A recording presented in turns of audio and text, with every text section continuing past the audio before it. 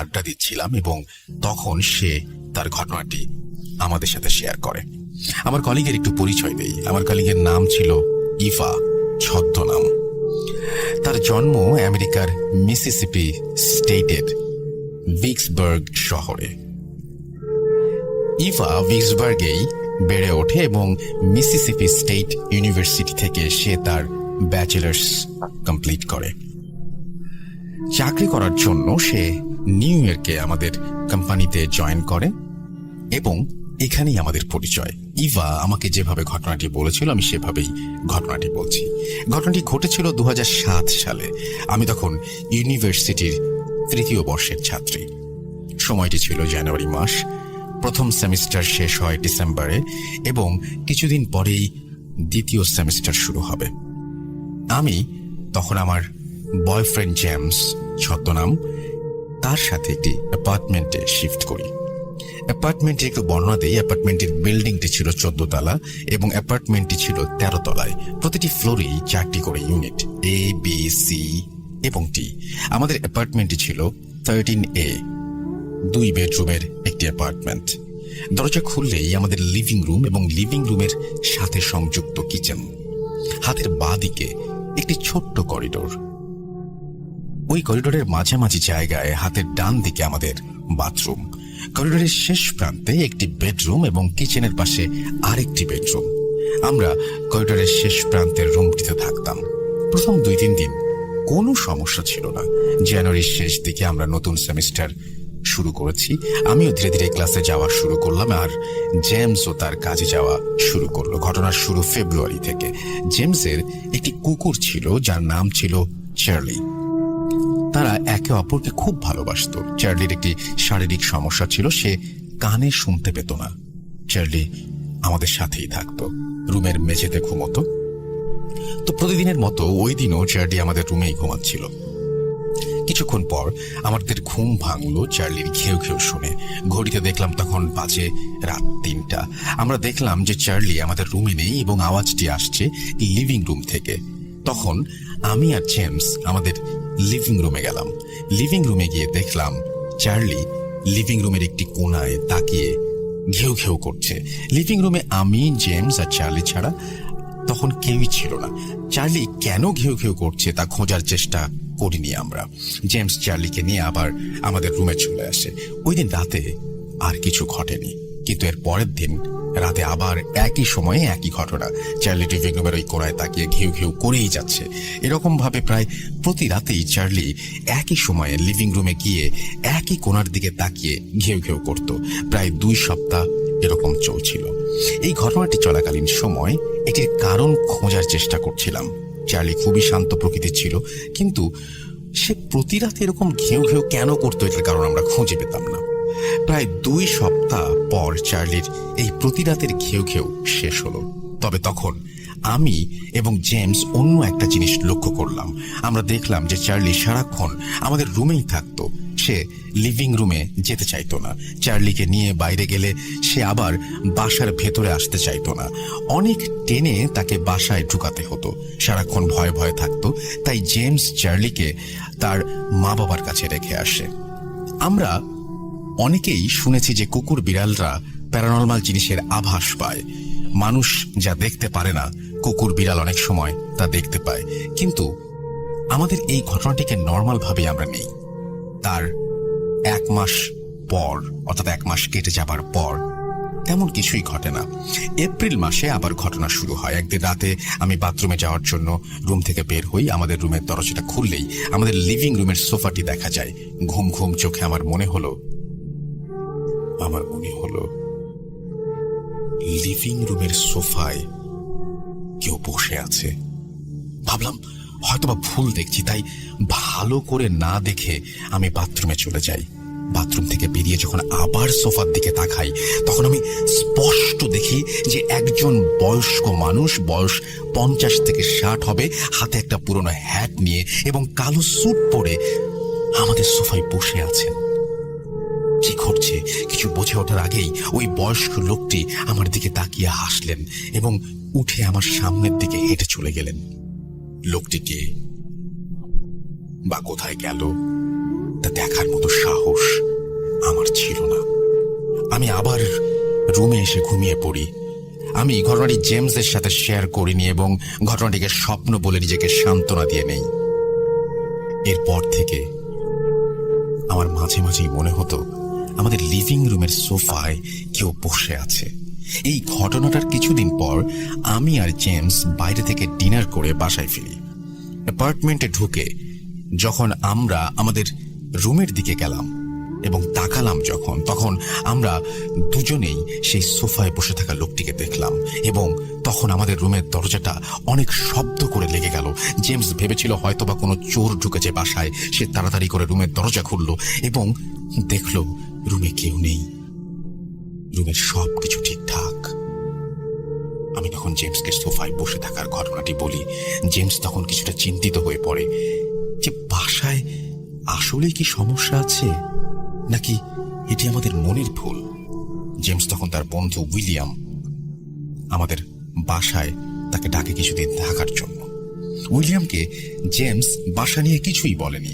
April মাসের শেষের দিকে উইলিয়াম আমাদের বাসায় 1 সপ্তাহের জন্য বেড়াতে আসে। তাকে আমরা লিভিং রুমের পাশের বেডরুমটিতে থাকতে দেই। বেডরুমটি যখন আমরা প্রবেশ করি তখন রুমটি খুবই উদ্ভট একটা গন্ধ ছড়ায়। একটি স্যাঁতস্যাঁতে টাইপের গন্ধ পুরো রুমে। এই গন্ধটি কিছুদিন আগেও যখন আমি রুমটিতে যাই তখনও ছিল না। তখন আমরা গন্ধটি দূর করার জন্য এয়ার ফ্রেশনার ব্যবহার করি, এয়ার কন্ডিশনার ছেড়ে দেই, জানালা খুলে দেই, কিন্তু তবু গন্ধটি যাচ্ছিল না।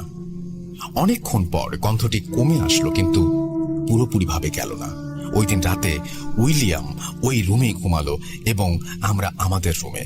পরের দিন সকালে উইলিয়াম আমাকে জিজ্ঞাসা করলো, তুমি কি রাতে লিভিং রুমে এসেছিলে? আমি বললাম, না তো, কেন? উইলিয়াম বলল, সবাই ঘুমিয়ে যাওয়ার পর রাতে লিভিং রুমের শব্দ শুনে আমার ঘুম ভাঙে। শুনে মনে হচ্ছিল পুরুষ কণ্ঠে কেউ গুনগুন করে গান গাচ্ছে। আমি তখন আমার রুম থেকে উঠে দরজাটা খুললাম, দেখলাম যে লিভিং রুম পুরোটাই খালি। আর ঠিক তখনই দেখলাম তুমি করিডোরের দিকে যাচ্ছ।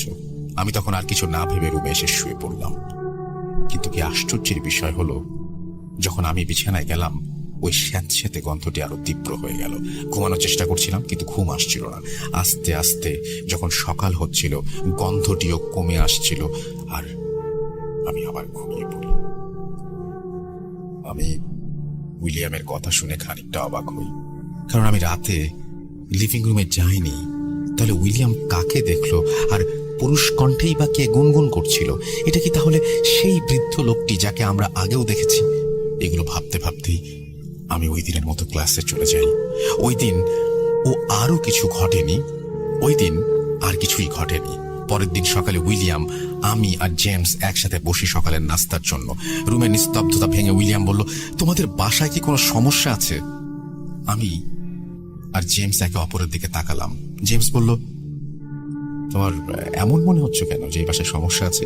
উইলিয়াম বলল, গতকাল রাতেও আমার ঘুম ভাঙা একটা শব্দটি আসছিল আমার বিছানার নিচ থেকে, যেন মনে হচ্ছিল কেউ একজন নিচ থেকে আমার বিছানায় নক করছে। মাঝে মাঝে বিছানাটি কেঁপে উঠছিল এবং এইসব ঘটনা চলাকালীন সময় ওই স্যাঁতস্যাঁতে গন্ধটি তীব্র হচ্ছিল। জেমস খানিকটা চুপ থেকে বলল যে, তুমি হয়তো বা স্বপ্ন দেখেছ। উইলিয়াম আর কোনো কথা বলেনি। আমি তখন নিশ্চিত ছিলাম যে আমাদের বাসায় সত্যিই কোনো সমস্যা আছে এবং এই বাসা ছেড়ে দিতে হবে যত তাড়াতাড়ি সম্ভব। ওই দিন রাতে আমাদের ঘুম ভাঙে উইলিয়ামের চিৎকারে। আমি আর জেমস তাড়াতাড়ি তার রুমে যাই এবং গিয়ে দেখি উইলিয়াম রুমের একটি কোণায় জড়সড় হয়ে বসে আছে আর তার জামা কাপড়, শরীর রক্তে ভেজা। জেমস এত রক্ত দেখে সবার আগে ফোন করে অ্যাম্বুলেন্সকে। উইলিয়ামের চোখে মুখে ভয়ের ছাপ, তার হাত পা কাঁপছে, ভয়ের তো চোখে তাকিয়ে আছে বিছানার দিকে। বিছানাতে অনেক রক্ত। আমি আর জেমস উইলিয়ামকে লিভিং রুমে নিয়ে এসে বসাই এবং জিজ্ঞাসা করলাম কি হয়েছে।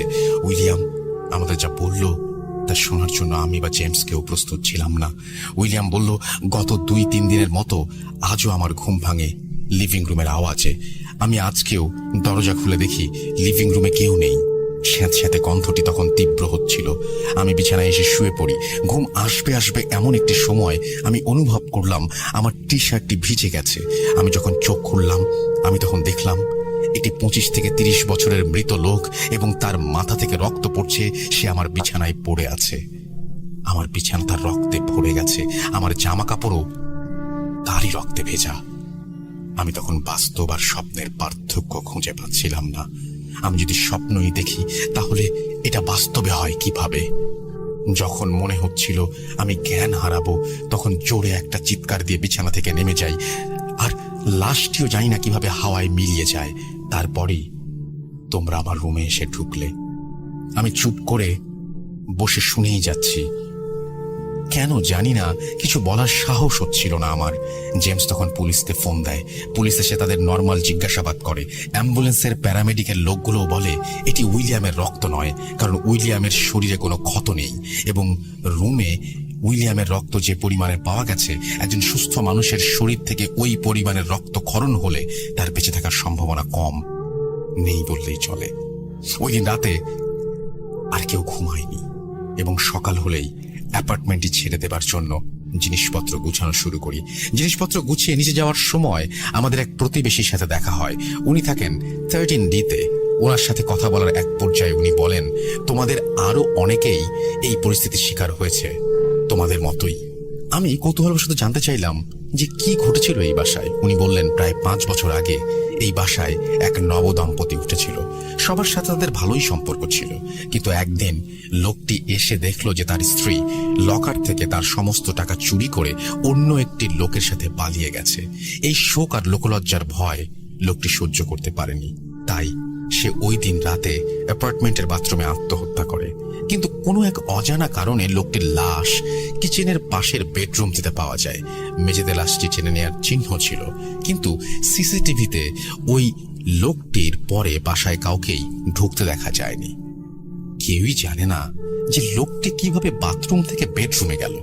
তারপর থেকে এই অ্যাপার্টমেন্টে অনেক মানুষই ওঠে, কিন্তু কেউই 2-3 মাসের বেশি থাকতে পারে না। অ্যাপার্টমেন্টের মালিক 2 বার ফাদারও এনেছিল বাসাটি শুদ্ধ করার জন্য, কিন্তু কোনো কিছুতেই কোনো কাজ হয়নি। আমি যখন এই মর্মান্তিক ঘটনাটি শুনছিলাম তখন ওই মৃত লোকটির জন্য কষ্ট হচ্ছিল, কিন্তু একই সাথে আমি ভয়ও পাচ্ছিলাম। উইলিয়াম একজন 25-30 বছরের লোককে দেখেছে, আর আমার প্রতিবেশীও বলল লোকটি সদ্য বিবাহিত। তাহলে আমি আর জেমস যে বৃদ্ধ লোকটিকে দেখেছিলাম সে কে ছিল? এই বাসায় হয়তোবা একটি না, আরো অনেক ঘটনাই ঘটেছিল যা সবারই অজানা। হয়তোবা কেউ অথবা কোনো কিছু চায় না যে বাসাটির আসল রহস্য উদ্ঘাটন হোক। ওই দিনই আমরা বাসা ছেড়ে দেই এবং তারপর থেকে আমি আর কোনো প্যারানর্মাল জিনিসের সম্মুখীন হইনি। সকল প্রকার ভুল ক্ষমার দৃষ্টিতে দেখবেন। রাসেল ভাই, আপনাদের ঘটনাটি পছন্দ হলে আরো পাঠাবো ইনশাল্লাহ। আপনি ঘটনা পাঠিয়ে যান, আপনার ঘটনাগুলো অসম্ভব ভালো হয়, অসম্ভব সুন্দর হয়, এবং আমি চাই যে আপনি ঘটনা প্রতিনিয়ত পাঠান।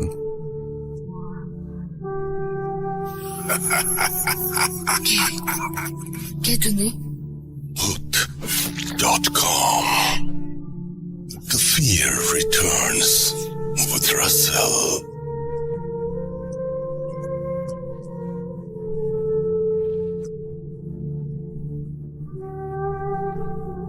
আরও একবার আপনাদের সবাইকে স্বাগত জানাচ্ছি। আমি রাসেল, শুনছেন ভূত.com এবং আশা করছি আমাদের সঙ্গেই আছেন আমাদের পরবর্তী ঘটনায়। এবং এই ঘটনাটি আমরা জানি যে অনেক দিন ধরে অনেকেই অপেক্ষায় আছেন, এবং আমি বিশ্বাস করি যে এই ঘটনাটি শুনলে আপনারা অনেক বেশি আগ্রহী হবেন।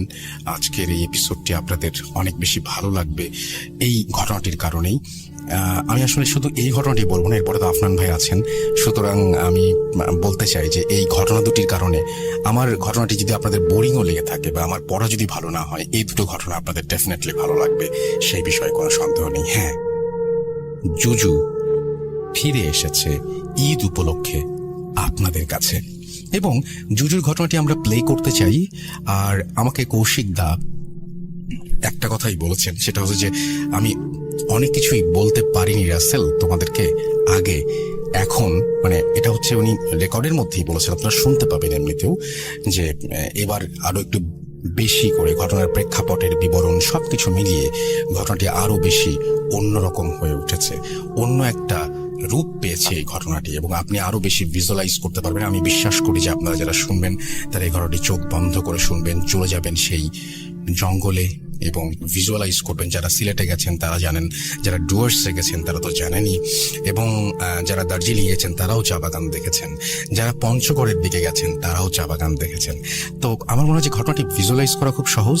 জাস্ট আপনার যেটা করতে হবে সেটা হচ্ছে চোখটা বন্ধ করে ফেলতে হবে, এবং চোখ বন্ধ করে আপনি অনুভব করুন, আপনি চলে যান সেই দিনটিতে যেখানে ঘটনাটি ঘটছে, যেই মুহূর্তে ঘটনাটি ঘটছে, এবং আশা করছি যে আপনাদের অনেক ভালো লাগবে। আজকের এই এপিসোডটি আমার তরফ থেকে আপনাদের জন্য ঈদ উপহার। আশা করছি ভালোবেসে গ্রহণ করবেন। চলুন চলে যাই জুজুর ঘটনায়। হ্যাঁ, আসছে, এসে গেছে জুজু। চলুন শুনি। আসসালামু আলাইকুম লিসনার্স, আমি কৌশিক, এবং আজকে আপনাদের সাথে একটা ঘটনা শেয়ার করব। এই ঘটনাটা আমি 11 বছর আগে 2009 শেয়ার করেছিলাম রেডিও ফুর্তিতে রাসেলের সামনে। তখন তো একখানা যাকে বলে ন্যাশনাল মিডিয়াতে শেয়ার করা হয়েছিল, তাই অনেক কিছু বলতে পারেন। এই গল্পের একটুখানি স্লাইটলি যাকে বলে একটু সেন্সর করে দেওয়া হয়েছিল, কিন্তু আজকে একটা অনলাইন প্ল্যাটফর্মে দীর্ঘ 11 বছর পরে এই ঘটনাটা আবার শেয়ার করছি। তাই এবার আশা করি একটুখানি আরো খোলাখুলি আপনাদের সাথে গল্পটা বলতে পারবো আর কি। তো খুব একটা ডিলে না করে চলে যাই ঘটনাতে। কিন্তু ঘটনাতে যাওয়ার আগে 2-4টা ব্যাখ্যা আপনাদেরকে দেওয়া উচিত, তার কারণ এখানে অনেকেই আছেন যারা হয়তো এই ঘটনাটা শুনেছেন আগে, এবং হয়তো সেদিন অনেক ব্যাখ্যাও দেওয়া হয়েছিল, সেগুলো হয়তো শুনেছেন। তাই আজকে আর ওরকম ব্যাখ্যায় যাব না, কিন্তু একটু ব্যাকগ্রাউন্ড দেব। মানে আমি যখন ছোট ছিলাম, মানে 43 রানিং নাও, আমি যখন ছোট ছিলাম তখন, মানে এই 1-2 বছর বয়স যখন ছিলাম আমার, তখন যখন আমি বায়না করতাম বা কান্নাকাটি করতাম, খেতে চাইতাম না, তখন আমার বড় বোনেরা, ফুফুরা, মা, এরা সবাই আমাকে ভয় দেখাতে, বলতো যে তাড়াতাড়ি খেয়ে নাও, না হলে জুজু আসবে। এখন জুজু হচ্ছে নাকি একটা ভূত যে বাচ্চা খায়, এবং জুজু কোথায় থাকে না, জুজু থাকে হচ্ছে গিয়ে আমাদের পাশের বাসার নারকেল গাছের উপরে। এবং আমি ছোটবেলায় তো ভয় পেয়ে খুব তাড়াতাড়ি করে খেয়ে নিতাম, কিন্তু যা হয় আর কি, বড় হতে হতে হ্যাঁ সেই ভয় ভীতি এগুলো সব কেটে যায়, মানুষের সাহস বেশি বেড়ে যায়, জুজু বিকামস আ জোক। তারপরে আনন্দমেলায় একখানা গল্প আসলো, ভূতেরাও চাউমিন খেতে ভালোবাসে, যেখানে একটা খুব কিউট জুজুকে আঁকা হইলো, একটা ছোট্ট বাচ্চা ভূত যার চাউমিন খাওয়ার খুব শখ হয়। এবং গল্পটা ওইটা নিয়ে, ওইটা গল্পটা করার পরের থেকে আর কি আমারও প্রচন্ড চাউমিন খাওয়ার শখ হয়, আমিও চাউমিন খাবো। এবং ওইটাই ছিল আমার মনে হয় ফার্স্ট চাইনিজ চাউমিন। প্রথমবার ভালো লাগেনি ব্যাপারটা, তারপরে থেকে আস্তে আস্তে করে প্যালেটটা ঠিক হয়েছে, এবং অবভিয়াসলি চাউমিন আমার একটা খুবই ফেভারিট জিনিস এখনো পর্যন্ত। চন্দ্রবিন্দু দ্য ব্যান্ড তারা জুজুকে নিয়ে একটা গান বানালো, জিনিসটাকে একটু কিউট করে দেওয়া হলো আর কি। আমাদের জন্য এই ব্যাপারটা কিন্তু কিউটই ছিল থ্রু আউট আর কি, মানে it's a part of culture and history যদি ওরকম করে বলা যায়। এবং এটা যে একটা ডার্ক সাইড আছে, এই ডার্ক সাইডের ব্যাপারটাতে পরে আসবো আর কি। এনিওয়েজ, এই সব আরবান লেজেন্ডের পিছনেই কিন্তু একটা ডার্ক সাইড থাকে। আরেকটা জিনিস একটু বলতেছি, এই ঘটনাটা 26 বছর পুরানো, 1994-এ। আর নভেম্বর কি ডিসেম্বর হবে আমার ঠিক সঠিক ডেট মনে নেই। সঠিক ডেট কেন, আমার অনেক কিছুই মনে নেই, হ্যাঁ, বাট তারপরেও আমি চেষ্টা করছি two tell you people in details about all the things that I felt when this thing was happening in front of me. তো নভেম্বর কি ডিসেম্বর 1994 ওরকম সময়কার ঘটনা। আমি তখন মোটামুটি কয়েক মাস হয়েছে আর কি যে স্কুল পাস করে ইউনিভার্সিটিতে উঠেছি। আমরা তো 11-12 স্কুলেই করতাম, তাই জন্য আমরা আবার ইউনিভার্সিটিকে কলেজ বলি। তো কলেজে উঠেছি, এখন 12 বছর না, সরি আরো বেশি, ইটস লাইক 14 ইয়ার্স, 14 বছর ধরে একটা কনভেন্ট স্কুলের ডিসিপ্লিনের পরে হঠাৎ ফ্রিডম। তো ডানা তো একটুখানি গজাবেই আর কি। আমারও তাই হলো, সবার মতো না, আমারও একটু ডানা গজিয়ে গেল। এবং ডানা গজালে যা হয়, একটু ফ্রিডম মিসইউজ আমরাও করা শুরু করলাম। আমি এবং আমার এক বন্ধু ছিল নীলাঞ্জন, আমরা দুজন খুবই ফাস্ট ফ্রেন্ডস ছিলাম যাকে বলে, এবং অনেক কিছুই একসাথে করতাম। এবং আমাদের কলেজ সল্টলেকে ছিল অবস্থিত, এবং যে লিসনার্সরা কলকাতার আছে তারা তো জানেনই যে সল্টলেকে একটা গ্রিন ওয়ার্জ বলে একটা জায়গা আছে। এখন গ্রিন ওয়ার্জটা কি, বেসিক্যালি এটা হচ্ছে গিয়ে একটা সরু লম্বা বেল্ট, এটা একটা বনায়ন প্রজেক্ট ছিল। এবং এইটা যেটা হচ্ছে গিয়ে কি, এখানে গভর্নমেন্ট তো চিন্তা করে রেখেছিল খুব ভালো করে যে মানে সুন্দর ল্যান্ডস্কেপিং করবে, একটা রাস্তাও ছিল জগিং ট্র্যাক হিসেবে ইউজ করা হবে। এটা সল্টলেকের এই ব্লকের থেকে স্ট্রেচ করে সি ব্লক পর্যন্ত যেত, একটা লম্বা স্ট্রেচ। কিন্তু যা হয়, কিছুদিন পরে ওই জিনিসপত্র কেয়ার রাখা হয় না, কেয়ার রাখা না হতে যেটা হয় সেটা হচ্ছে গিয়ে যে খারাপ হতে শুরু করে সবকিছু, অ্যান্ড ওভারগ্রোন হয়ে যায় পুরো জায়গাটা। মানুষজন তখন অ্যাভয়েড করা শুরু করে এই গ্রিন বেল্টকে। এবং জানেনই তো কি হয়, মানুষ যখন কোনো একখানা জায়গাকে অ্যাভয়েড করা শুরু করে তখন এখানে দুষ্কৃতীদের আনাগোনাটাও একটুখানি বেড়ে যায়। এবং শুধু দুষ্কৃতী কেন, আরো অনেক মানুষই অনেক কিছু করে এখানে। যেমন আমি একদম সত্যি বলি, কলেজের অপোজিট ব্লকে ছিল হচ্ছে গিয়ে এই গ্রিন ওয়ার্জটা। এবং আমি আর নীলাঞ্জন সপ্তাহে 2-1 বার আর কি কলেজ শেষে কিঞ্চিত টুকটাক নেশা করতাম। শুধু আমরা না, আরো অনেকেই করতো এই গ্রিন ওয়ার্জে। এবং তারপরে আমরা যে জিনিসটা করতাম সেটা হচ্ছে গিয়ে যে ওইটার সাথে যে লাগোয়া একটা ব্লকের পার্ক ছিল অ্যান্ড কমিউনিটি সেন্টার, আমরা ওইখানে বেঞ্চে বসে আড্ডা মারতাম, গান নিয়ে ডিসকাশন করতাম, মুভিজ নিয়ে ডিসকাশন করতাম, পলিটিক্স নিয়ে, হ্যাঁ, তারপরে কলেজে গিয়ে কি করব, প্ল্যান প্রোগ্রাম। আমরা দুজনে ইউনিয়নের মেম্বার ছিলাম, তো এইরকম আমরা করতাম। তারপরে যখন ঘন্টাখানিক পরে নেশা কেটে যেত, আমরাও আস্তে ধীরে আর কি বাসার দিকে রওনা দিতাম। মানে নীলাঞ্জন লোকাল ছেলে ছিল, আমি ঠিক এক্স্যাক্টলি লোকাল না। আমার বাসা হচ্ছে গিয়ে about 5 minutes driving distance, and let us say about 15 মিনিটের মতন হাঁটার ডিস্টেন্স ছিল। তো আমরা মানে তো এখানে মোটামুটি রেগুলারলি যাই আর কি, রেগুলারলি বসি, আড্ডা মারি। তো অনেক মানুষদেরকেই আর কি মুখ চেনা হয়ে যায়। তার মধ্যে বেসিক্যালি 2 জন ছিলেন, আমার কিন্তু এক্স্যাক্টলি এখন ওনাদের নাম মনে নেই, তাই জন্য একটু কাল্পনিক নামই ইউজ করছি ওনাদের জন্য। অনিমেষ বাবু এবং ওনার ছোট ভাই অনির্বাণ। অনিমেষ বাবুর বয়স তখন 42-43 মতন হবে। উনি একজন ব্যাংকের বেশ উচ্চপদস্থ কর্মকর্তা, এবং Anirban was the more interesting person. Interesting in the sense that Anirban না খুব থুল একটা মানুষ ছিল, মানে যাকে বলা যায় না রীতিমতন একটা জম্বি। দাদার হাত ধরে পার্কে আসে, বয়স কিন্তু আবার 32 মতন হবে অ্যাটলিস্ট।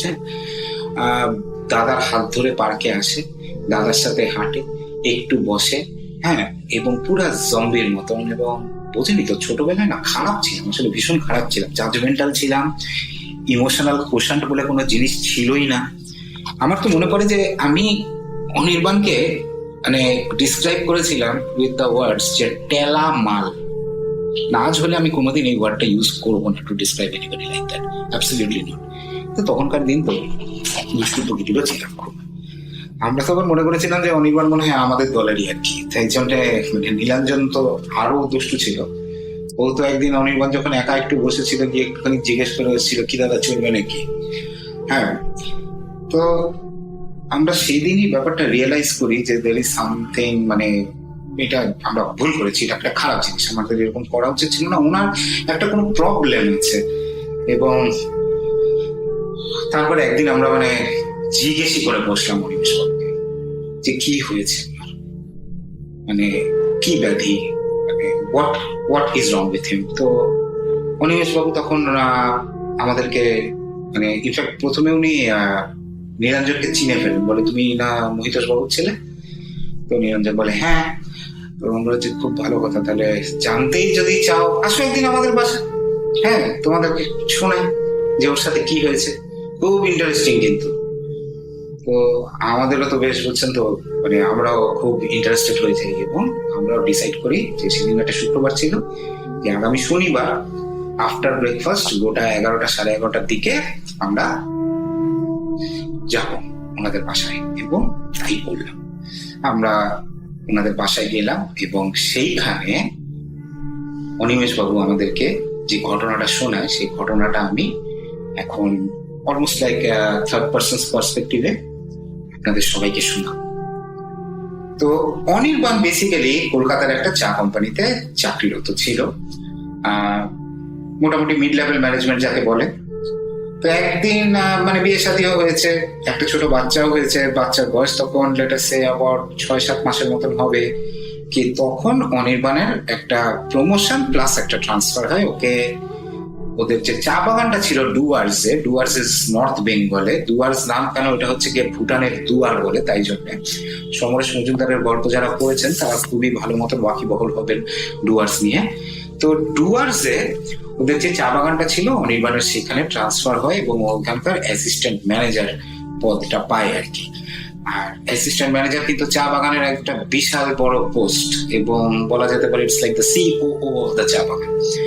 এবং ওইখানে যাওয়ার লেটার সে 2-3 মাস পরে অনির্বাণ ওর বউ পায়েলকে আর বাচ্চাকেও ডেকে নেয়। বিশাল বড় বাংলো, হ্যাঁ, ফ্যান্টাস্টিক একটা জায়গা, খুবই সুন্দর মনোরম একখানা বিউটিফুল একটা প্লেস নাকি। অ্যাপারেন্টলি অনিমেষ বাবু তো ওখানে গেছেন, তাই জন্য উনি আর কি বলতে পারলেন জিনিসটা, উনি খুব সুন্দরভাবে ডিসক্রাইব করছিলেন। তো এখন ব্যাপারটা হচ্ছে গিয়ে এরকম যে এই 8-9 মাসের বাচ্চা নিয়ে পায়েলের বেসিক্যালি তো করার বিশেষ কিছু নেই। এবং আরেকটা কথা বলি, চা বাগান কিন্তু একটা কমপ্লিটলি ডিফারেন্ট একটা ইকোসিস্টেম। এই জিনিসপত্র ওখানে যারা ছিলেন বা যারা থাকতেন বা যাদের বাবা মা কেউ একজন এখানে কর্মরত ছিল তারা হয়তো একটু কিঞ্চিত এগ্রি করবেন আমার সাথে। আর যারা জানেন না তাদেরকে আসলে বলতে চাই যে এটা একটা কমপ্লিটলি ডিফারেন্ট একটা ইকোসিস্টেমে ওখানে সবকিছু চলে। এটা আমাদের সাথে, আমাদের সোসাইটির সাথে মিল খুব কম আর কি। ইনফ্যাক্ট ব্রিটিশ আমলের জিনিসপত্র নিয়ে এখনো চলে তো ব্যাপারগুলো, তো তাই আর কি। তো এনিওয়েজ পায়েল ওখানে পৌঁছায়, তো অবভিয়াসলি যা হয় আর কি, নতুন বাসা পেয়েই সে ঘর সাজানো শুরু করে। তো চা বাগানের যে অফিসটা আছে আর কি, সেই অফিসে পায়েলের হঠাৎ চোখে পড়ে বেশ কয়েকটা মুখোশ, মাস্ক এবং অদ্ভুত যেগুলো থাকে না, ওই যে ভয়ের কিছু মুখোশ টুখোশ আছে যেগুলো দার্জিলিং বা ভুটান এইসব জায়গাতে দেখবেন খুব পাওয়া যায়। হ্যাঁ, ধূপ করে রাতের বেলার অন্ধকারে দেখলে হয়তো ভয় লাগে, কিন্তু অ্যাকচুয়ালি খুবই সুন্দর জিনিসগুলো। তো পায়েলের একটা মুখোশ পছন্দ হয় এবং ও এই মুখোশটা নেবে। এবং ও মুখোশটা যখন মানে অর্ডার দেয় যে এটাকে খোলাও, তো তখন যে মানে গার্ড ছিল একজন নেপালি গোর্খা গার্ড, সে তাকে মানা করে, বলে মেম সাহেব ইসকো ঘর মে মাত লেকে যাইয়ে, মেম সাহেব এইটা একটা অপদেবতা, এবং এটা ঘরে থাকা ভালো না, ও ঘরে থাকলেই অনেক রকমের সমস্যা হয়, মেম সাহেব ওকে নিয়ে যায় না। কিন্তু পায়েলও তো একটা এডুকেটেড মেয়ে না, শহরের মেয়ে, ও তো আর এইসব বিশ্বাস করনে বলা পার্টি না।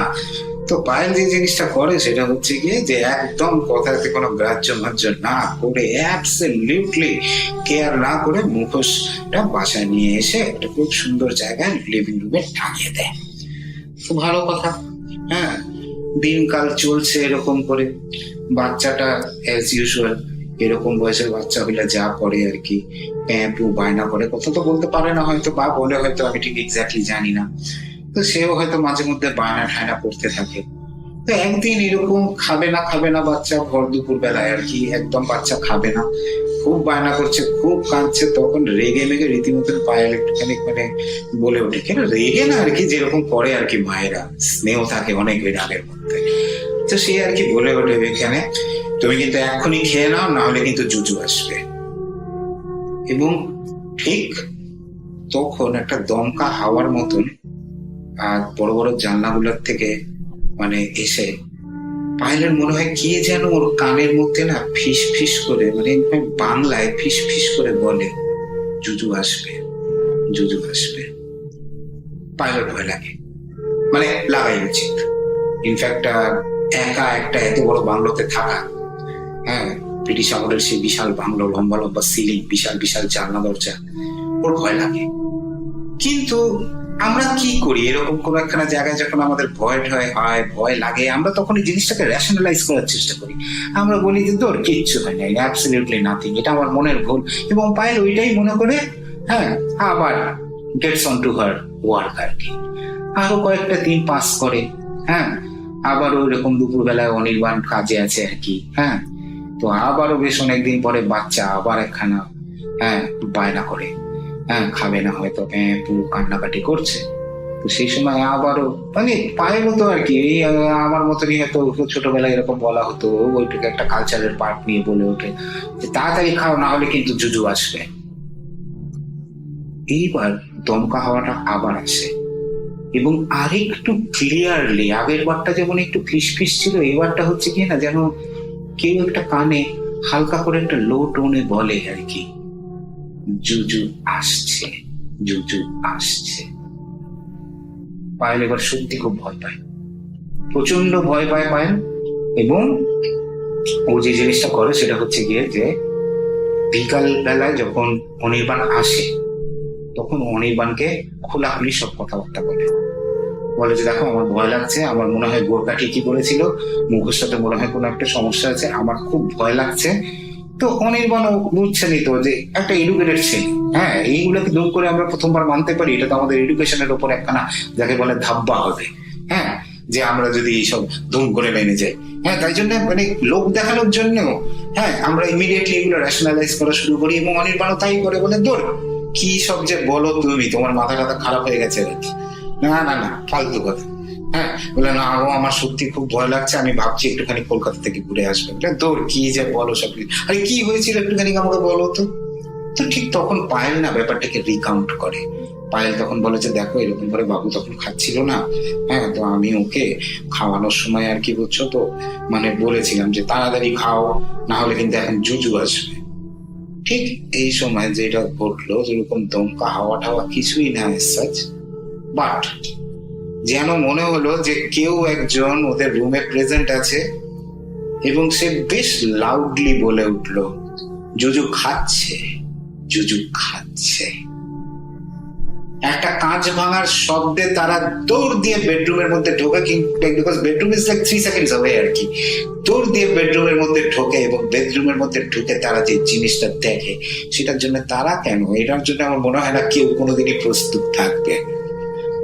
খাটের পাশে কট, এবং কটের উপরে একখানা বিভৎস ক্রিচার বাচ্চাটাকে অর্ধেক খেয়ে ফেলেছে। Half part of the body, হ্যাঁ, অলরেডি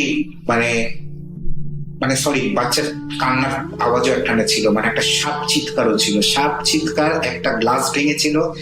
এবং তারা দৌড়ে ঘরের মধ্যে ঢুকে এই বিভৎস সিনটা দেখে। ওই যে ক্রিচারটা, আমি পরে একটু ডিসক্রিপশন দেওয়ার চেষ্টা করবো আর কি, যতটুকুনি আমাকে যা বলা হচ্ছে, যে ওই ক্রিচারটা মানে কটের উপরে দাঁড়ানো, এবং মুখের মধ্যে অর্ধেক বডি অফ দ্য কিড, আর বাকি অর্ধেকটা হচ্ছে গিয়ে কটের মধ্যে। এখন এই ক্রিচারটা না মানে অদ্ভুত একটা জিনিস, মানে ওরা মানে লম্বা কিরকম একখানা, মুখটা না মানে, আমি না কুকুর বলতে চাই না, কেন কুকুর নিয়ে না মানুষ অনেক এরকমই জোকস গুলো করে, কুকুরের লাল চোখ and things like that, but না, একটা ওরকম না, একটা অ্যানিমালিস্টিক একটা ফেস, কিঞ্চিত নেকড়ে, কিঞ্চিত শেয়াল।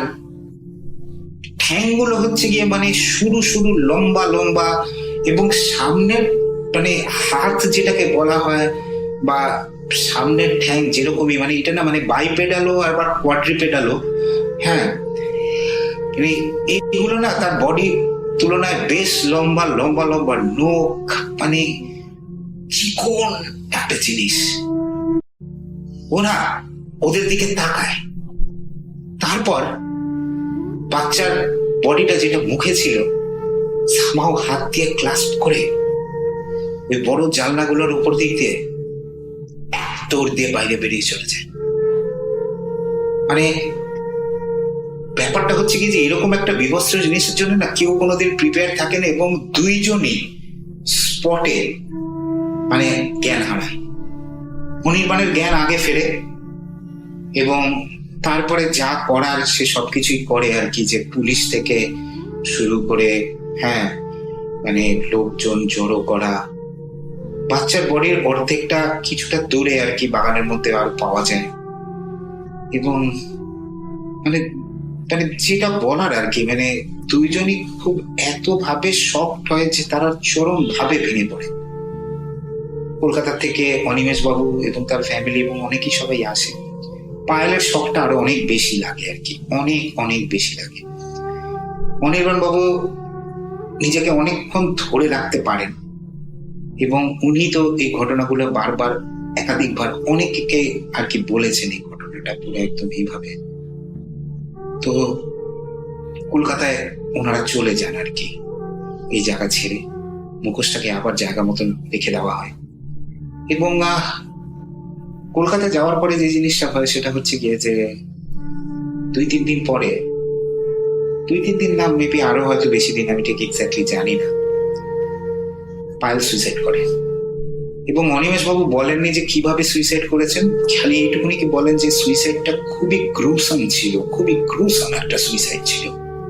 এবং যা হয় আর কি, অনির্বাণের তারটা তখনই ছিঁড়ে যায়।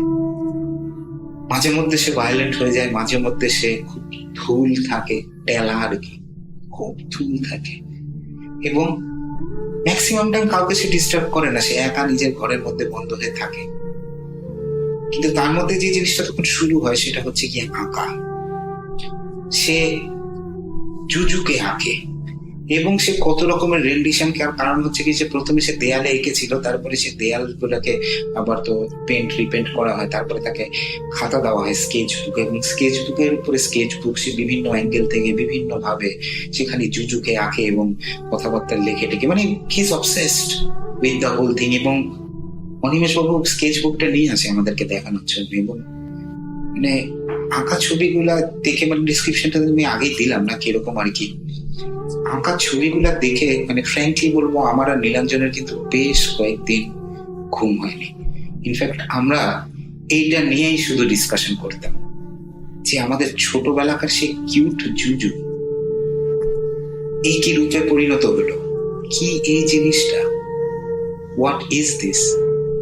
লোকালরা তো বলে অপদেবতা, অপদেবতা জিনিসটা কি, কি এই ব্যাপারটা।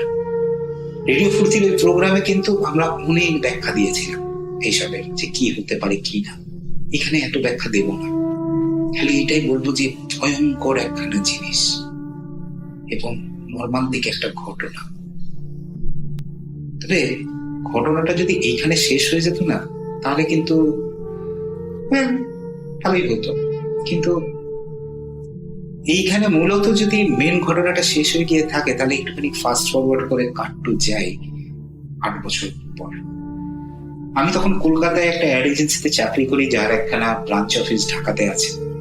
মাঝে মধ্যেই আমার ঢাকাতে আসা হয়, মানে এরকমও হয় যে আমি 1 মাস 2 মাস ঢাকাতে থাকি, বাকি সময়টা কলকাতায় থাকি। আবার আসি কোনো একখানা বড় কাজ, একটা পেজ বা কোনো বড় ক্যাম্পেইন যদি হয় ওটার সময়, প্রোডাকশনের কোনো কাজ থাকলে আসি, আবার যাই। ভালোই লাগতো বেশ এই 2 শহরে থাকা, একবার এখানে একবার ওখানে।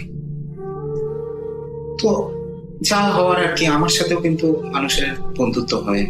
এবং আমার যিনি আর্ট পার্টনার ছিলেন, মানে আমি মূলত তো একটা কপিরাইটার ছিলাম, আমি তো লিখতাম, এবং রাসেলও কপিরাইটারই ছিল আর কি মূলত, আমরা দুইজনই মূলত কপিরাইটার। তো প্রত্যেকটা কপিরাইটারের একজন তো ভিজুয়ালাইজার বা একটা আর্ট পার্টনার লাগে। তো আমার যিনি আর্ট পার্টনার ছিলেন, ওখানকার যে সিনিয়র আর্ট ডিরেক্টর, উনি আমার আর্ট পার্টনার ছিলেন। তো আমরা দুইজন আর কি একসাথে কাজ করতাম। তো ওনার সাথে আমার বেশ ভালোই একখানা বন্ধুত্ব হয়, যেটা আজ পর্যন্ত এখনো আছে আর কি, টিকে আছে খুব স্ট্রং। তো ওর আবার যে ব্যাপারটা ছিল হচ্ছে গিয়ে যে পুরো না, মানে কি বলবো, যে লাইফের মধ্যে না অনেক এরকম সুপার ন্যাচারাল ঘটনা ঘটে।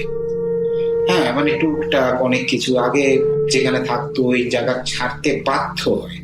হ্যাঁ, মানে এমন কিছুই আর কি। হ্যাঁ, আমি দেখি ওর ঘটনা আমি পরে যদি পারি কিছু বলবো আপনাদেরকে কালেক্ট করে। ও আসলে খুব একটা চায় না এগুলা বলা হওয়া হোক আর কি। তো ও মানে ওর সাথে আমার বেশ ভালোই একটা বন্ধুত্ব হয়। ওর মানে আমার মনে আছে যে 2001-এ ওর ছেলে হয়েছিল। হ্যাঁ, তো এখন আমি তারপরে ওই বিজ্ঞাপন এজেন্সি চাকরিটা ছেড়ে দিই, তো আমার তখন ঢাকায় আসা বন্ধ হয়ে যায়। আমি আরেকটা বিজ্ঞাপন এজেন্সিতে চাকরি নিই কলকাতায়। তারপরে হঠাৎ মানে বাংলাদেশেরই যে সবচেয়ে ওল্ডেস্ট বিজ্ঞাপন এজেন্সি থেকে আমার একটা অফার আসে এবং আমি আবার ঢাকায় ব্যাক করি, এবং তারপরে থেকে তো আমি এখন এখানেই আছি আর কি। তো অবভিয়াসলি এটা হচ্ছে কি আবার 2005-এ আমি ফিরে এসেছি ঢাকাতে, এবং আবারও সব বন্ধু বান্ধবদের সাথে রিনিউড অ্যাকোয়েন্টেন্সেস হয়ে গেছে সবকিছু। তো আমার এই বন্ধুর সাথেও আমার আবারও অ্যাকোয়েন্টেন্স হয়, এবং আমি জানতে পারি যে ওদের ফ্যামিলির সাথে যেসব সুপারন্যাচুরাল ঘটনাগুলো ঘটছে, এই ঘটনাগুলো এখনো থামেনি। ওরা তখন কিন্তু তাদের ওই পুরোনো বাসা ছেড়ে মানে গুলশানের কাছাকাছি একটা নতুন বাসাতেও তারা শিফটিং করেছে। তারপরেও থিংস আর লাইক ওর ছেলের একটা ইমাজিনারি প্লেমেটও হয়েছে। এখন এইটাই ওকে প্রচন্ড ডিস্টার্ব করে। তো যেদিন ও আমাকে বাসায় দাওয়াত দিল, আমাকে বলছিল যে কুশির দেখ, তুই তো আবার এইসব মানে পছন্দ করিস, তোর তো আবার এইসব নিয়ে ইন্টারেস্ট আছে।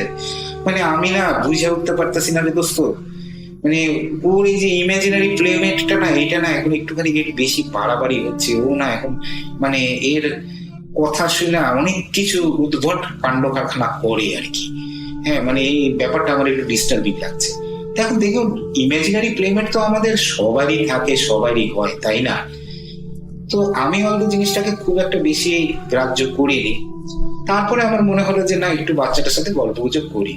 তো বাচ্চাটার সাথে আমি গল্প গুজব করলাম। ওর ইমাজিনারি প্লেমেট, যার নাম হচ্ছে গিয়ে বাম্বো, তার ব্যাপারে বেশ অনেক কিছু জানলাম টানলাম। তারপরে খাওয়া দাওয়া শেষে পিচ্চি আমাকে বললো যে কাকু, তুমি বাম্বোকে দেখবে?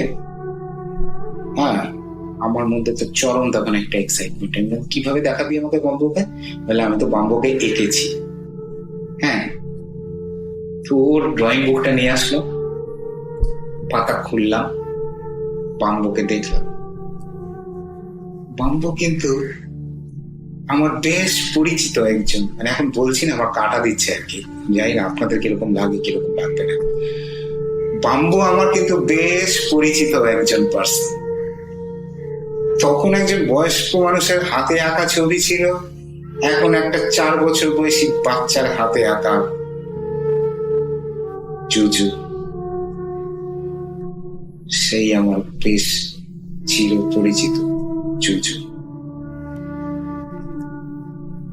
আর বাড়াবো না, এখানেই আজকে থামলাম। Thank you so much. Thank you for hearing me out so patiently. ভালো থাকবেন, সুস্থ থাকবেন এবং সেফ থাকবেন আপনারা সবাই। Thank you so much.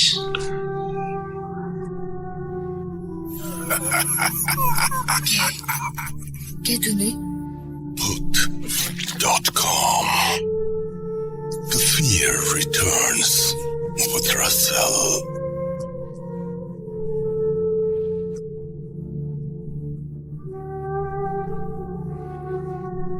Welcome back. তো চলুন আমরা শুনে আসি, এবং আপনারা যে ঘটনা শুনবেন তার একটু প্রেক্ষাপটটা আমি বলে দেই।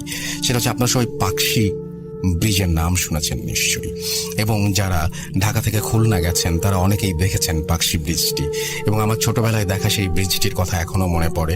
মাঝখানেও দেখেছিলাম, কিন্তু ওই সময়টা আমি মানে ভুলতে পারি না। বিশ্বাস করুন, আমি জানি না যে আর কারোর সাথে হয়েছে কিনা, যখন ট্রেনের জানালা দিয়ে আমি পাকশি ব্রিজটি দেখি, কেমন একটা আতঙ্ক, কেমন একটা ভয় কাজ করে, ঝনঝন শব্দ, সেই সাথে এক অদ্ভুত আতঙ্ক ঘিরে ধরে আমাকে। আপনাদের কাছেও হয়তো সেই আতঙ্ক কখনো দেখা দিয়েছে বা নাড়া দিয়ে গেছে আপনাদের হৃদয়ের দরজায়। আজকে সেই পাকশি ব্রিজ নিয়ে একটা চমৎকার ঘটনা শুনবো আমরা আফনান ভাইয়ের কাছ থেকে, এবং আমি বিশ্বাস করি যে এই ঘটনাটি আপনাদের অনেক ভালো লাগবে। আর ভালো লাগাটাই স্বাভাবিক। কালকে 12:30 থেকে 12:30 মধ্যে আমরা আবারও ফিরে আসব, এবং আফনান ভাইকে নিয়েই ফিরে আসব। সেটা সেই সময় আশা করছি আপনারা আমাদের সঙ্গে থাকবেন। আজকে এখন এই মুহূর্তে প্লে করছি আফনান ভাইয়ের শোনানো একটা চমৎকার ঘটনা। আশা করছি আপনাদের ভালো লাগবে, এবং আপনারাও যদি এরকম ঘটনা পাঠাতে চান তাহলে যেটা করতে হবে সেটা হচ্ছে আমাকে ইমেইল করতে হবে। আমার ইমেল অ্যাড্রেস হচ্ছে russell.bhoot.com@gmail.com, which is russell.bhoot.com@gmail.com। আমার ফেসবুকের যে পেজ সেটি হচ্ছে www.facebook.com/russell.স্বাধীন নামের স্পেলিংটি জেনে রাখুন, RUSSELL স্বাধীন, SHADHIN। খুব সহজ, এবং আশা করছি যে এখানে আপনি যদি এইটা দিয়ে যদি সার্চ দেন, আমরা আসলে অনেক সময় বলেন না যে ফেসবুকের পেজ পাওয়া যায় না কেন, পাওয়া যায় না এই কারণে যে আমরা আসলে সঠিকভাবে সেটা খুঁজে বের করি না। সঠিকভাবে খুঁজে বের করার নিয়মটি হচ্ছে এই লিঙ্কটি যদি আপনি মনে রাখতে পারেন, এবং এই লিঙ্কে এটা মনে রাখা খুব সহজ, কারণ আপনি বারবার শুনে এখান থেকে এই লিঙ্কটা আপনি পেয়ে যাবেন, এবং সেই লিঙ্ক অনুযায়ী আপনি যদি সেই পেজটি সার্চ করেন তাহলে ঠিক পেজে গিয়ে আপনি ল্যান্ড করবেন, সে বিষয়ে কোনো সন্দেহ নেই। তো আমরা এখন চলে যাব সরাসরি আমাদের পরবর্তী ঘটনায়। আশা করছি এই ঘটনাটি আপনাদের ভালো লাগবে। চলুন শুনে আসি আফনান ভাইয়ের পাঠানো পাকশির সেই অদ্ভুত ঘটনাটি।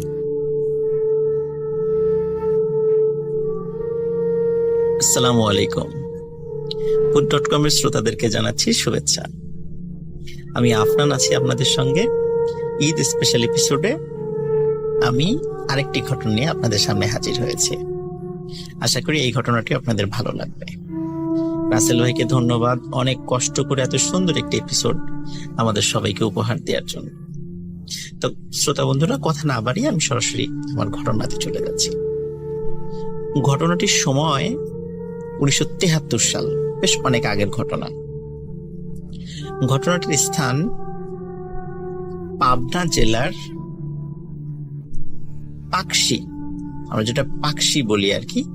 আপনার পাকশির নাম শুনেছেন, বিশেষ করে পাকশিটা কিন্তু হার্ডিঞ্জ ব্রিজের জন্য আমরা বিখ্যাত। পাকশিটা আমরা মানে হার্ডিঞ্জ ব্রিজের নামই আসলে চিনি, পাকশি ব্রিজ বা পাকশি হার্ডিঞ্জ ব্রিজ বলে আমরা সবাই চিনি।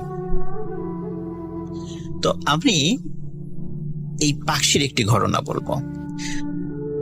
শ্রোতা বন্ধুরা, আপনারা যারা পাকশিতে গিয়েছেন, আমি একটু এনভায়রনমেন্টটা বলি।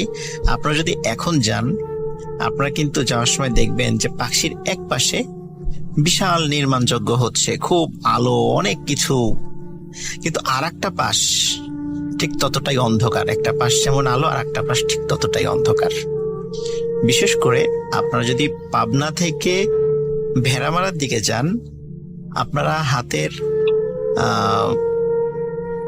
বাম পাশে আপনারা বিশাল দেখবেন যে সরকারি অবকাঠামো নির্মিত হচ্ছে, কিন্তু হাতের ডান পাশে দেখবেন একদম শুনশান, নীরবতা, অন্ধকার, তেমন কিছুই দেখা যায় না। ঠিক মনে হবে যে এক পাশে দিন আর এক পাশে রাত, এরকম মনে হবে। তো যেই পাশটাতে অন্ধকার মনে হয়, ওটা দিনের বেলাতেও আজ এখন পর্যন্ত সেই জায়গাতে লোকবসতি খুবই কম। পাকশি যে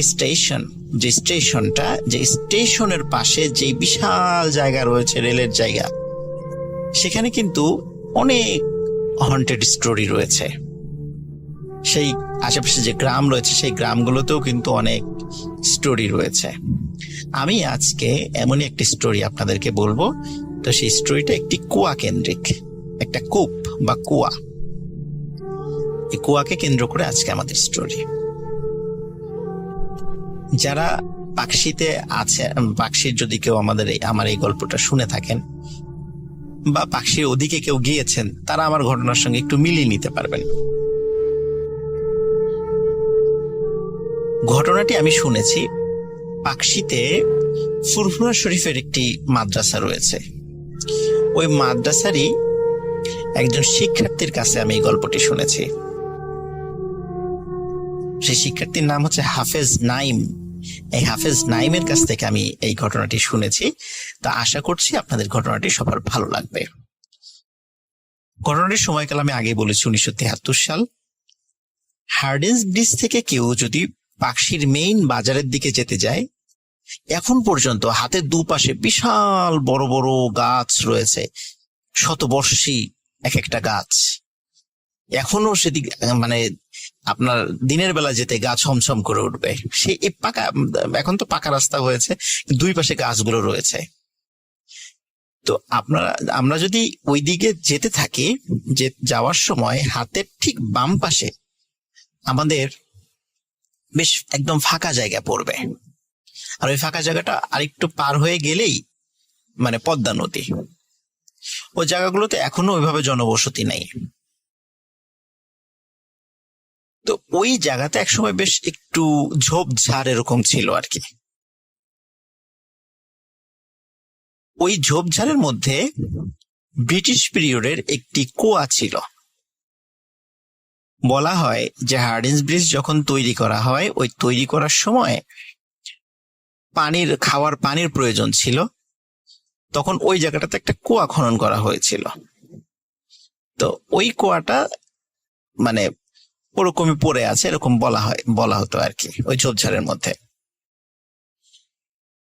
অনেকে কিন্তু ওই ঝোপঝাড়ের ওদিকে দেখা যেত যে আপনার গরু ছাগল এগুলা বেঁধে রাখতো, এরকম কিন্তু হতো। তো এভাবেই যখন একটা সময় আস্তে আস্তে যখন ঝোপঝাড় কমে আসে, কুয়ার ওই জায়গাটা উন্মুক্ত হয়ে পড়ে। কুয়ার মধ্যে কিন্তু পানি ছিল, কুয়ার মধ্যে পানি ছিল এবং কুয়া কেন্দ্রিক কিছু অদ্ভুত কথা প্রচলিত ছিল। যেমন ওই কুয়াটা কিন্তু খুব বেশি গভীর ছিল না, নিচে পানি দেখা যেত, কিন্তু ওই কুয়াতে যদি কেউ শব্দ করত কোনো প্রতিধ্বনি ফিরে আসতো না। আমরা দেখেছি, আমরা তো নর্মালি জানি সাধারণত 16.5 মিটার দূরত্ব যদি কম হয় তাহলে কিন্তু আমরা কোনো প্রতিধ্বনি পাই না। কিন্তু ওই কুয়াটি প্রায় 20 মিটারের মতো গভীর ছিল, মানে নিচের পানিটা দেখা যেত প্রায় 20 মিটারের মতো গভীর ছিল, কিন্তু ওখানে কোনো শব্দ করলে কোনো প্রতিধ্বনি ফেরত আসতো না। এটা অনেকেই চিন্তা করতো কি ব্যাপারে, এই কুয়াতে কথা বললে কথা ফেরত আসে না। আর একটা বিষয় হলো, ওই কুয়াতে অদ্ভুত কিছু শব্দ হতো।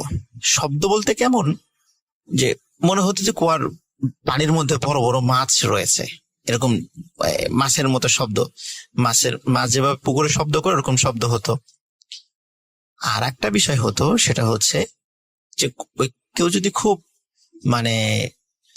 ভালো করে কুয়ার মধ্যে যদি কান পাততো, তখন ওর মধ্যে অসংখ্য মানুষের কথা বলার শব্দ শোনা যেত। এই টাইপের বিষয় ওখানে ছিল। অনেকের কাছে এই কথাগুলো প্রচারিত হয়ে যায় যে ওখানে এরকম এরকম আছে। তো অনেকে কুয়ার ওখানে দেখতে যায়, কেউ কান পাতলে কেউ শব্দ শোনে, কেউ শোনে না। কিন্তু ওই যে ভেতরে যে মাছ রয়েছে, ওরকম পানি নড়াচড়া করে উঠতো, বা মাছ যেভাবে একটু ঢেউ সৃষ্টি করে ওরকম ঢেউ সৃষ্টি হতো। তো এইরকম মোটামুটি সবাই দেখতো। এবং এটা ঠিক যে এই যে শব্দ করলে যে শব্দ ফেরত আসতো না, এটাও ঠিক, এটাও সবাই করতো। কিন্তু ওই যে কান পাতলে যে অনেক মানুষের কথাবার্তা বলার শব্দ, এই জিনিসগুলো সবাই সবসময় শুনতো না, কেউ শুনতো কেউ শুনতো না, বিষয়টা এমন ছিল। তো এর মধ্যে ঘটনাটি যেটা ঘটে আর কি, তো এই ঘটনাটি যার সঙ্গে ঘটেছিল, ওনার ছেলেকে ওই মাদ্রাসায় ভর্তি করিয়েছিল। তো ওই ভর্তি করানোর পরে ওই ছেলের যে সহপাঠী, এই সহপাঠীর কাছে হাফেজ নাইমের কাছে গল্প করেছে যে আমার বাবার সাথে একটা ঘটনা ঘটেছিল। তো ওই ঘটনাটি বেসিক্যালি আমি সংগ্রহ করতে পেরেছি, সেটি আপনাদের সাথে এখন শেয়ার করছি। তো এই যে মুরব্বী, তো এই মুরব্বী যিনি ছিলেন, ওনার নামটা কিন্তু আমি আসলে জানতে পারি নাই, বা আমি একবার হালকা শুনেছিলাম, আসলে আমার মনে নেই ওনার নামটা আসলে কি। তো আপনারা একটা নাম মনে মনে চিন্তা করে নেন,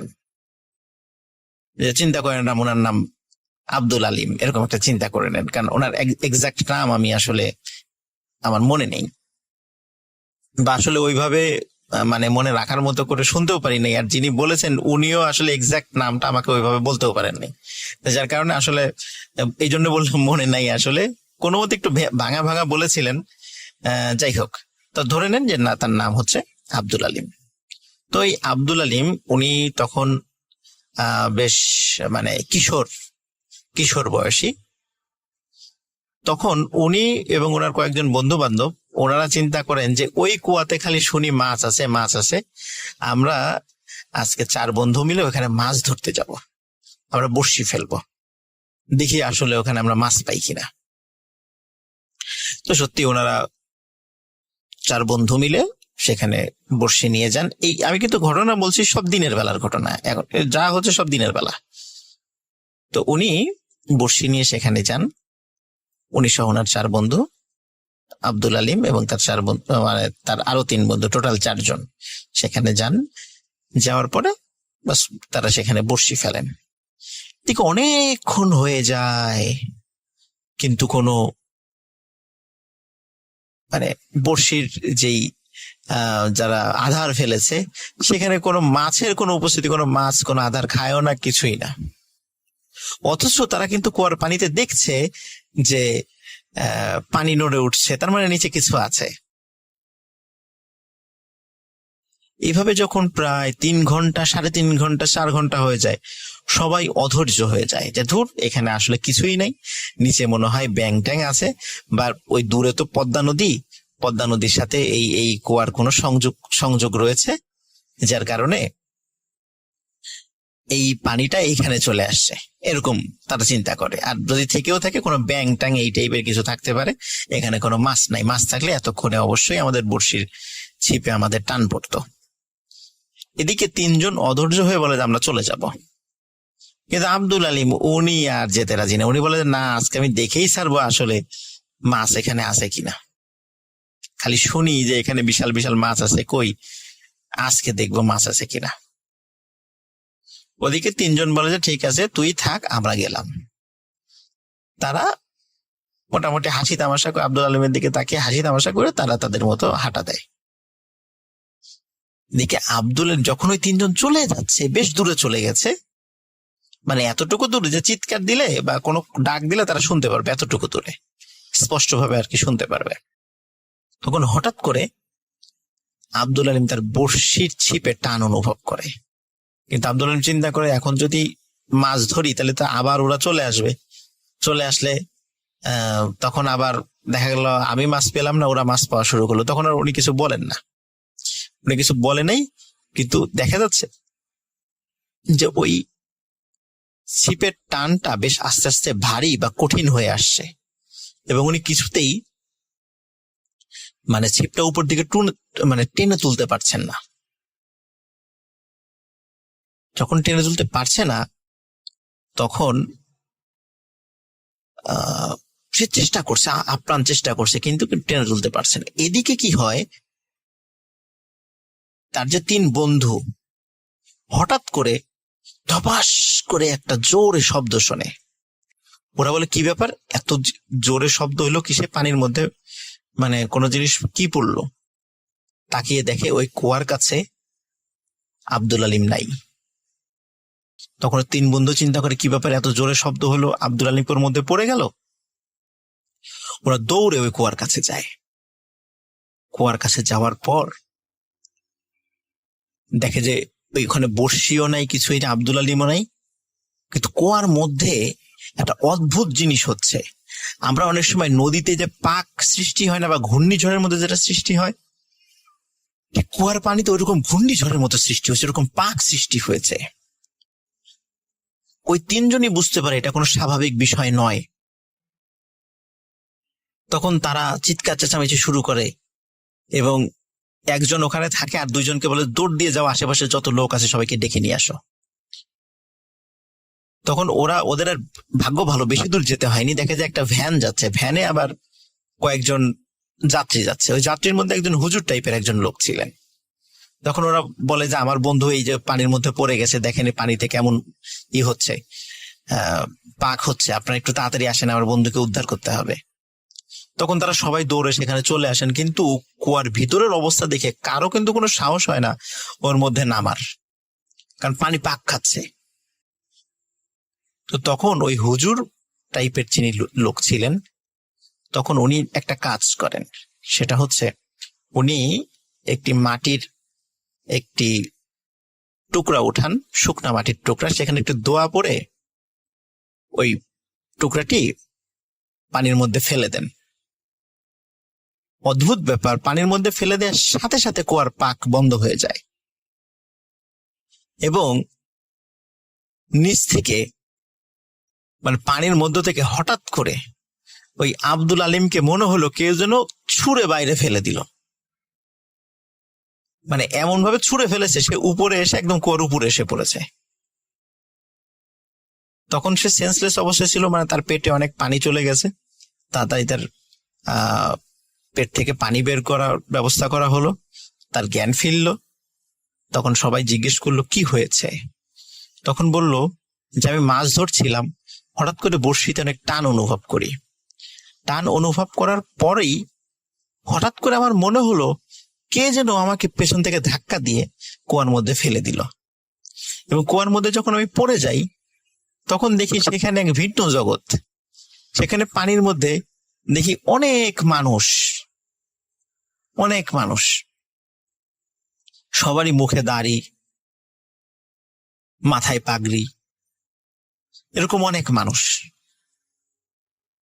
এবং একজন আরেকজনকে বলা বলি করছে যে এ আমাদেরকে বিরক্ত করার জন্য কেন আসছে, বারবার বিরক্ত করছে, একে আর ছাড়া যাবে না, এরকম তারা বলা বলি করছে। কিন্তু হঠাৎ করে একটা বিশাল আকৃতির কিছু কুয়ার মধ্যে পড়লো, ওই আব্দুল আলিম বলছে। তখন ওই লোকদের মধ্যে একজন সর্দার ছিলেন, উনি বললেন যে ছেলেটাকে উপরে পাঠিয়ে দাও, আশা করি এরপরে এখানে আর কেউ আসবে না। তখন তাকে একজন ধরে উপরে ছুঁড়ে মারে। এইটুকুই আব্দুল আলমের মনে আছে, এই অদ্ভুত ঘটনাটা। এই যে একজন মুরব্বী, উনি একটা ছোট্ট একটা ঢিল সেখানে মেরেছিলেন, কিন্তু আব্দুল আলিম নিচে থাকা অবস্থায় সে দেখেছে বিশাল একটা ঢিলের মতো, পাথরের মতো নিচে পড়েছে। এবং সেটার কারণে একজন ওদের যে সর্দার টাইপের একজন আছেন, উনি বলে যে ছেলেটাকে উপরে পাঠিয়ে দাও। তো এতটুকুই তার মনে আছে। তখন এই ঘটনাটা আশেপাশে যখন ছড়িয়ে গেল যে এই কুয়াতে এই ধরনের অদ্ভুত বিষয় হয়, কারণ প্রথমত অদ্ভুত বিষয় ছিল সেখানে আওয়াজ করলে সে আওয়াজটা ফেরত আসতো না, সেখানে বড় টাইপের মাছ আছে এরকম শব্দ হতো, কিন্তু কেউ কখনো মাছ সেখানে শিকার করতে যায় নাই, কারণ সেখানে একটা ভয়ের ব্যাপার ছিল, ভয় পেত। এই 4 কিশোর যখন এই রহস্যটা উদ্ঘাটন করে, তখন ওই মুরব্বী বলে যে তোমরা একটা কাজ করো, গ্রামের কয়েকজন লোককে বলে তোমরা এই কুয়াটাকে বন্ধ করে দাও, কারণ এখানে যেন আর কেউ না আসে, কুয়াটা বন্ধ করে দাও। তখন গ্রামবাসীদের সম্মিলিত প্রচেষ্টায় ওই কুয়াটি স্থায়ীভাবে বন্ধ করে দেওয়া হয়। পরবর্তীতে ওটা একদম মাটির সঙ্গে মিশে গেছে, ওটার কোনো অস্তিত্ব এখন আর নাই। তো এখন ওখানে খুঁজলেও আর কোনো ওই কুয়াটার অস্তিত্ব পাওয়া যাবে না। তবে গ্রামের যারা প্রাচীন যারা আছে বা প্রবীণ যারা আছেন পাকশিতে, তো তারা হয়তোবা কুয়াটির অবস্থান বা কুয়াটির ইতিহাসটা অবশ্যই জানবেন। ইতিহাস বলতে এটির যে ঘটনাটা সেটা অবশ্যই জানবেন।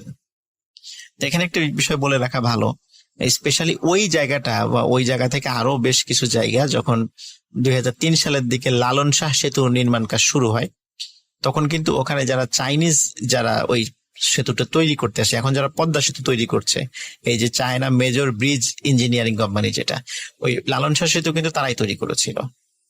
তো ওরা যেটা করেছিল, ওরা কিন্তু ওই জায়গাটা বেশ পরিষ্কার করে নিয়ে ওরা ওখানে থাকার জন্য সুন্দর আবাসন তৈরি করেছিল। সেই আবাসন ব্যবস্থা কিন্তু এখনো সেখানে আছে, আপনারা যদি পাকশিতে যান এখনো সেটা দেখতে পাবেন।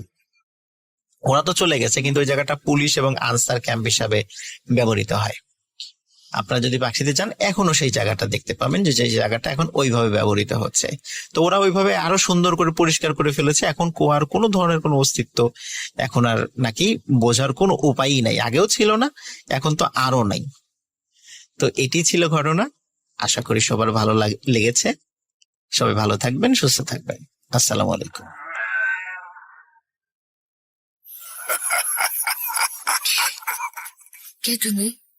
Hoot.com. The fear returns with Russell.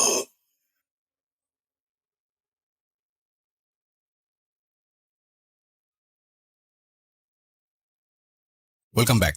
আশা করছি আফনান ভাইয়ের ঘটনাটি আপনাদের ভালো লেগেছে। জুজুর ঘটনা নিয়ে আমি জানি যে আরো অনেক কিছু আপনাদের বলার আছে, লেখার আছে, জানার আছে, এবং আজকে যারা মিস